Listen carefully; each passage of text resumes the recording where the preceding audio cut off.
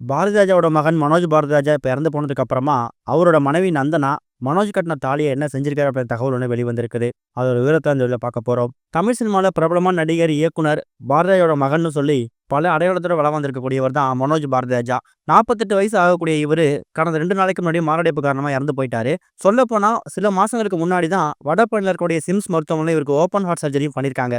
அதுக்கப்புறம் சில நேரங்கள்ல இவருக்கு உடல்நலக் குறைவு அப்படிங்கிறது அடிக்கடி வர்றது ஒண்ணுதான். அப்படிதான் 2 நாளைக்கு முன்னாடி உடல்நலக் குறைவு ஏற்பட்டு திடீர்னு மாரடைப்பு வந்திருக்குது. நெஞ்சு வலி ஏற்பட்டிருக்குது. அதுக்கப்புறமா ஹாஸ்பிட்டலுக்கு கூட்டு போனப்ப டாக்டர்ஸ் இவர் வர்ற வழியில இறந்து போயிட்டாருன்னு அறிவிச்சுட்டாங்க. இந்த நிலையில இவரோட உடல் பெசன்ட் நகர்ல இருக்கக்கூடிய மின் மயானத்துல நேத்து முந்தின நாள் தகனம் செய்யப்பட்டிருக்குது. இந்த நிலையில தான் மனைவியை ரொம்ப நேசிக்கக்கூடிய மனோஜ் எந்த ஒரு இடத்துலயுமே தான் மனைவியை விட்டு கொடுத்ததே கிடையாதாம். மனோஜோட மனைவி நந்தனாவும் அப்படிதான். தான் சினிமால உச்சத்துல இருக்கக்கூடிய அந்த நேரத்துல தான் மனோஜை நந்தனா கல்யாணம் பண்ணிக்கிட்டாங்க. தான் கணவர் சினிமால ஒரு பெரிய ஹீரோவா வரணும், நந்தனாவோட கனவு தான் மனோஜ்ங்கிற பேர் வந்துடக்கூடாது அப்படிங்கிறதுக்காக தனக்கு பல வாய்ப்புகள் வந்தும் அந்த வாய்ப்பு எல்லாத்தையும் நந்தனா உதறி தள்ளிட்டாங்களாம். அந்த அளவுக்கு தான் கணவருக்காக தியாகம் பண்ணவங்க. இந்த நிலையில தான் கணவர் மனோஜ் இப்ப இறந்து போனதுக்கு அப்புறமா அவர் கட்டின தாலியை என்ன செய்ய போறாங்க அப்படிங்கிற தகவல் வந்து வெளிவந்திருக்குது. பொதுவா இறந்து போனதுக்கு அப்புறம் கணவர் கட்டின தாலியை மனைவி வந்து கழுத்துல வச்சுக்கிறது கிடையாது. அதை எடுத்து பத்திரப்படுத்தி வச்சிருவாங்க. அப்படி இல்லைன்னா அவங்க குடும்பத்துல அடுத்தது யாராவது வரக்கூடிய நபர்களுக்கு கொடுத்துருவாங்க.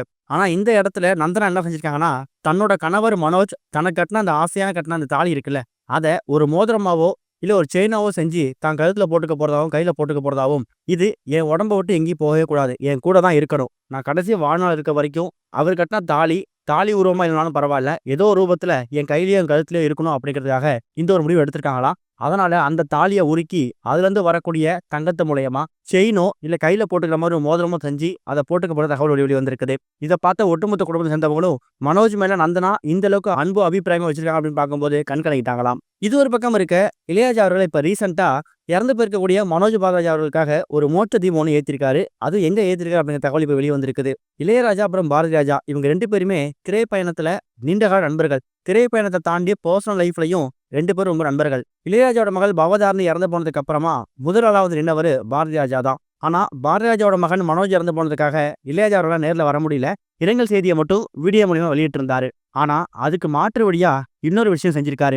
திருவண்ணாமலையில இருக்கக்கூடிய மகரிஷி ஆசிரமத்துல இறந்து போயிருக்கக்கூடிய மனோஜோட ஆத்மா சாந்தி அடையணும் அப்படிங்கிறதுக்காக மோட்ச தீபம் ஒன்று ஏத்திருக்காராம். இந்த மோட்ச தீபத்தை ஏத்துனா மனோஜோட ஆத்மா சாந்தி அடையும், அதே மாதிரி அவர் ஆத்மா சொர்க்கத்துக்கு போகும் அப்படிங்கிறது ஒரு பெரிய நம்பிக்கையா இருக்குதான். அந்த ஒரு காரணத்தால இறந்து போனதுக்கு நேர்ல வந்து அனுதாபங்கள் தெரிவிக்க முடியல அப்படின்னு சொன்னாலும் கூட திருவண்ணாமலையில் இருக்கக்கூடிய மகரிஷி ஆசிரமத்துல மனோஜ் பெயர்ல இப்ப மோட்ச தீபத்தையும் இளையராஜா அவர்கள் ஏற்றி வச்சிருக்காரு.